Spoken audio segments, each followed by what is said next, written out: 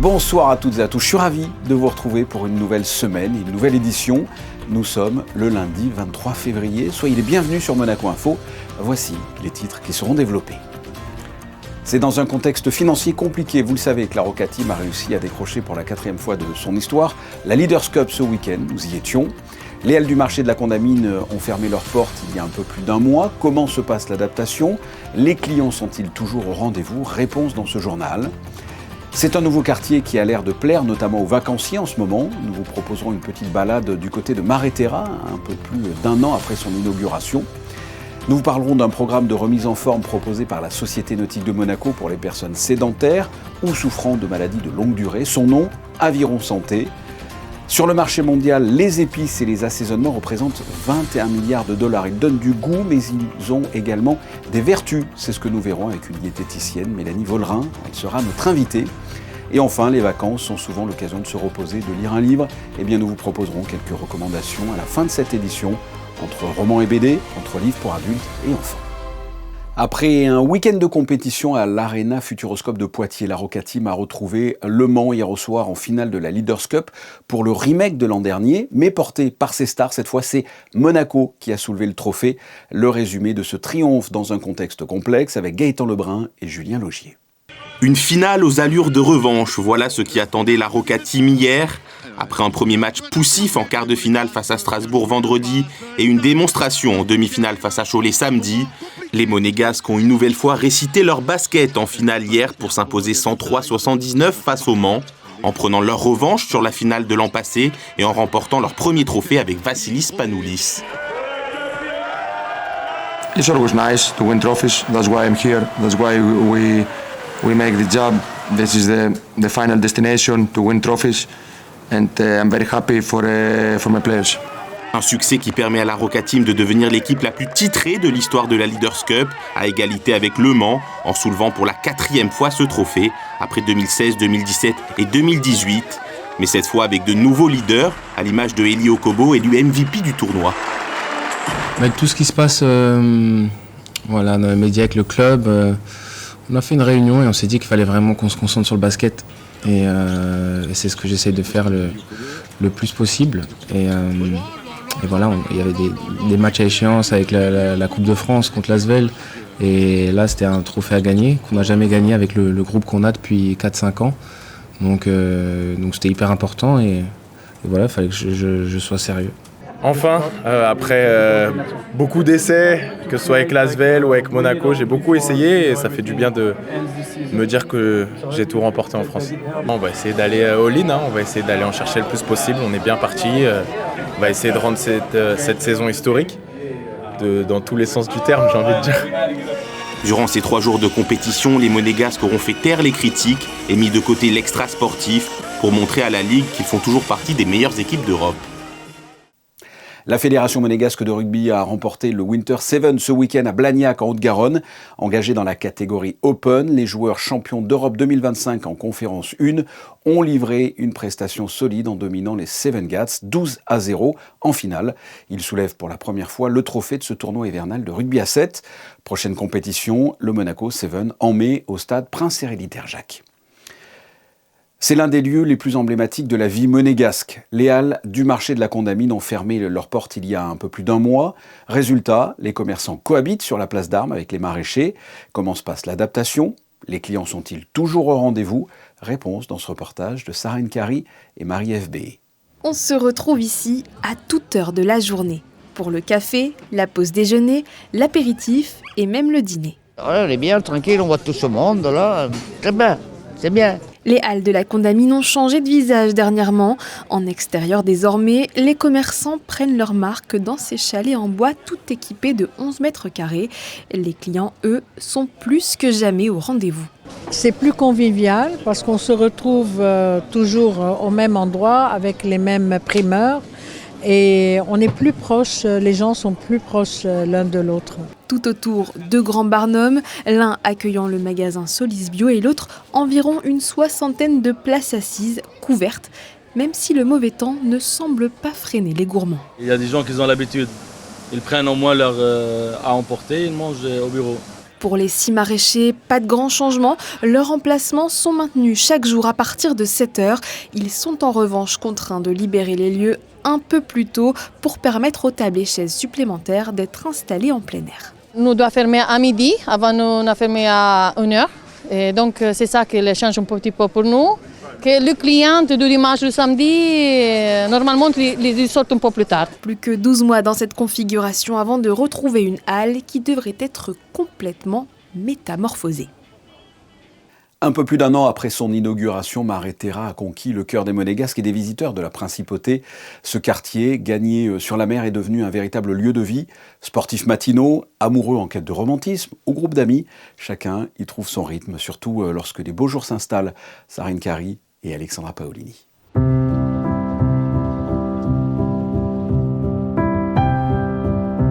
Il fait bon flâner dans les allées de Maréterra, un espace qui incarne à la fois l'excellence et la convivialité et que les promeneurs se sont appropriés, qu'ils soient à pied, en poussette, en laisse ou à vélo. On part de Nice, on va jusqu'à Monaco en suivant le bord de mer. Ensuite, on va monter par en haut vers la Turbie, on va remonter. Cette extension emblématique inspire aussi la jeune génération. C'est le cas de ce groupe d'étudiants en business venus capturer l'énergie du lieu pour enrichir leur portfolio. On a notre contraste entre l'architecture monégasque et la mer, qui est un contraste magnifique tout simplement. Vous êtes satisfait de ce que vous avez pris comme photo pour l'instant ? Je pense que oui. Honnêtement, à revoir, mais je pense qu'on n'a rien à refaire. Et quand l'heure de la pause gourmande arrive, direction le Marlot, adresse incontournable de la zone. Quand il n'y a pas de vent comme aujourd'hui et qu'on a vraiment le soleil de 13h jusqu'à 17h, on a tout le temps, même en semaine et week-end, principalement avec les brunchs, la terrasse qui est complète à chaque fois. C'est délicieux, je crois que c'est le bonheur d'être ici. Il y a le soleil, il y a la vue, il y a la beauté, il y a les plantes, il y a de la gastronomie aussi. Maréterra invite à la contemplation. 2 pièces secrètes se dévoilent le long de la promenade côtière, accessibles par une porte dérobée. La première abrite une œuvre d'art en quartz, une parenthèse scintillante qui fascine le petit Mathéo. On vient toujours se promener en bord de mer, c'est magnifique, on profite tant qu'on peut. Et là, il commence à marcher, il commence à toucher, et donc c'est des nouvelles expériences qu'il adore. La seconde, baptisée la Grotte Bleue, dévoile les entrailles même de ce quartier construit sur la mer. Une immersion spectaculaire au cœur de cette prouesse architecturale devenue l'un des emblèmes de Monaco.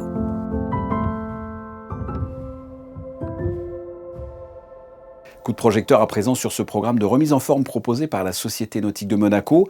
Aviron Santé permet aux personnes sédentaires ou souffrant de maladies longue durée de reprendre le contrôle de leur corps. Le reportage de Frédéric Hélion sur des images de Thomas Deus. C'est une pratique sportive sur mesure, des séances adaptées en fonction des différentes pathologies. Depuis 2023, la Société nautique de Monaco propose un programme de remise en forme via l'aviron pour les personnes sédentaires en perte d'autonomie ou touchées par des maladies de longue durée. Objectif d'Aviron Santé, reprendre le contrôle de son corps. Ma séance, en généralement, elle est mise en place par rapport au nombre d'inscrits, parce que je passe par une application et je sais qui va venir et je connais un petit peu maintenant les pathologies des personnes, les anses qu'ils ont dans l'activité, et tous les ateliers sont adaptés, c'est-à-dire qu'ils n'ont pas de rythme imposé. Donc ils vont à leur rythme, s'ils veulent s'arrêter, ils s'arrêtent. S'ils ne peuvent pas faire un exercice, je pallie, je trouve de suite un recours. Comme vous pouvez le voir là, ils sont sur l'échauffement, sur l'ergot, parce que l'ergot fait partie du geste d'aviron et on veut le conserver durant toutes les séances. Sauf qu'après, on passe sur des séances ou particulièrement que sur la machine à ramer, mais également, là comme aujourd'hui, c'est du renforcement musculaire à côté. C'est très important de réathlétiser un corps qui n'a pas fait de sport depuis des années ou qui n'en a jamais fait. Depuis le lancement du programme, plus d'une vingtaine de personnes se retrouvent les mercredis et vendredis pour des séances le matin, avec 2 créneaux possibles, de 9h à 10h30 ou de 10h30 à midi. Tous sont unanimes quant aux bienfaits d'Aviron Santé. Je suis monté à 100 kg, donc là je pense que je dois faire dans les 77-78. Mais avant de commencer, donc il y a 1 an, j'étais à 90-91. Donc la perte de poids et la perte d'une taille de pantalon, c'est énorme.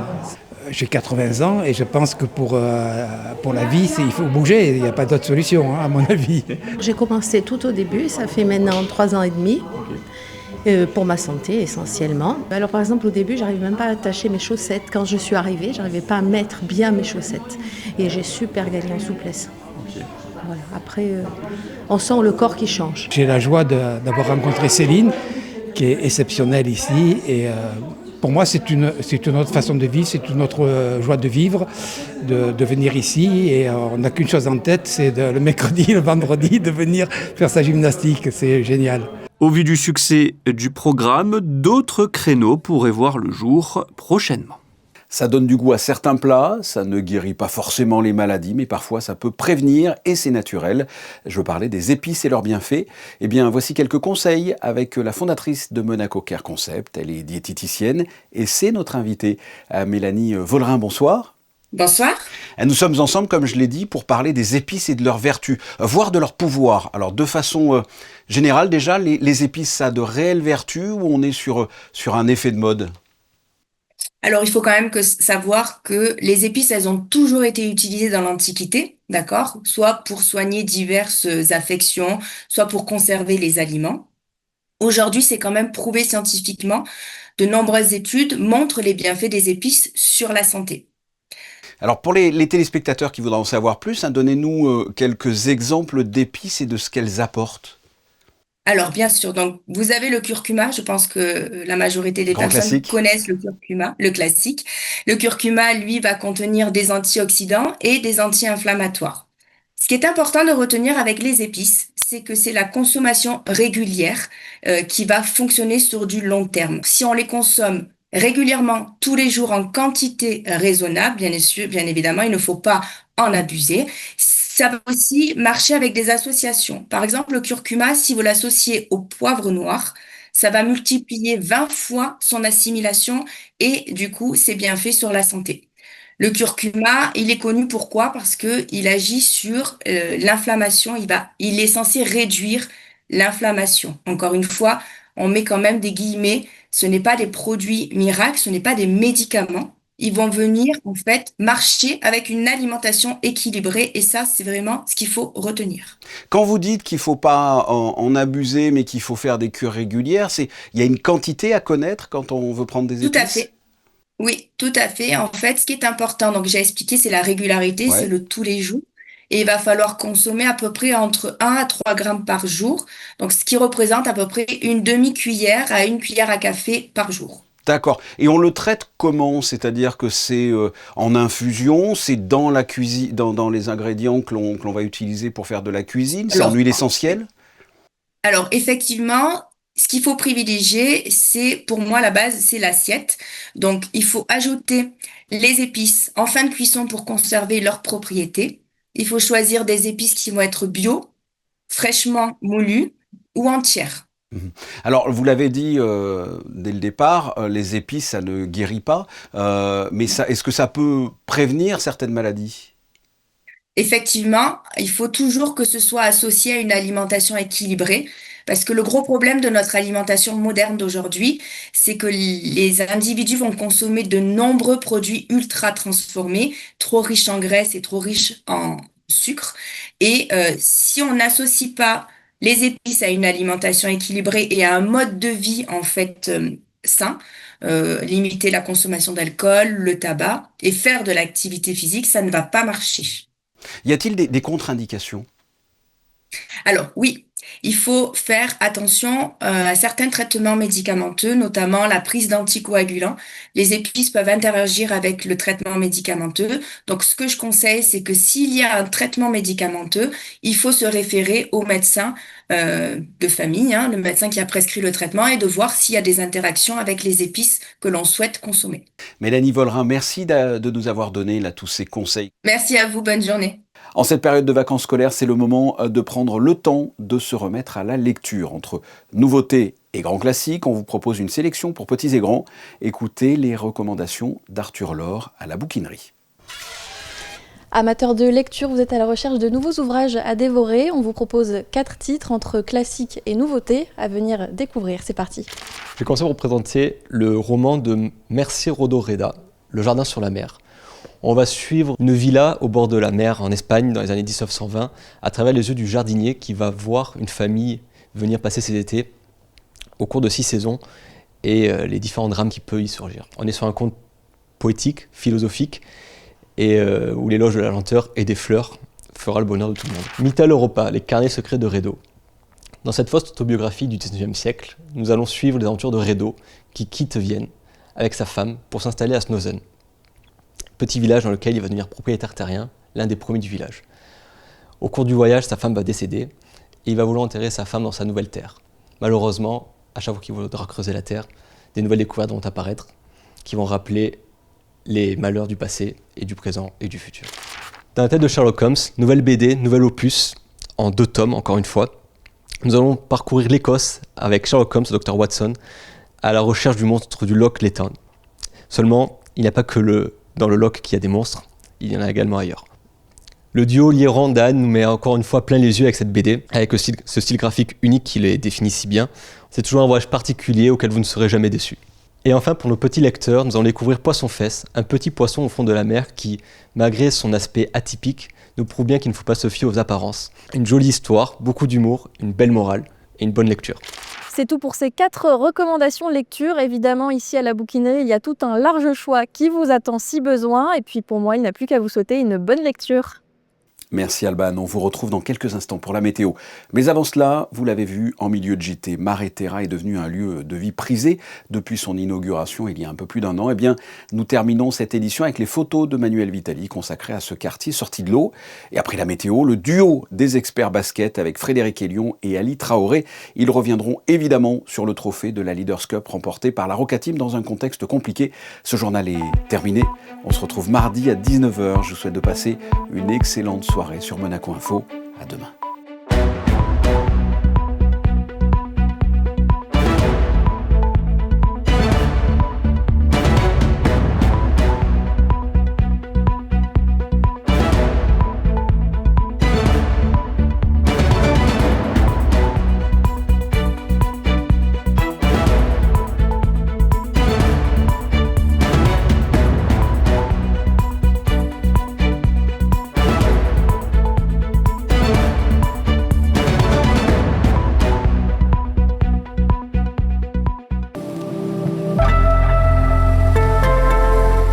Bonsoir à tous. Malgré une perte de quelques degrés, pas de gros contraste avec aujourd'hui. Les températures resteront agréables pour un mois de février avec 10 degrés le matin et jusqu'à 14 degrés l'après-midi. En revanche, le ciel sera plus chargé de courtes éclaircies cachées dans les nombreux nuages. En ce 24 février, nous fêterons les modestes, un prénom aux connotations sages. Alors la citation du jour, être véritablement modeste, c'est comprendre que le sentiment que nous avons de notre propre supériorité ne vaut que pour nous. Des mots de Bernard Grasset.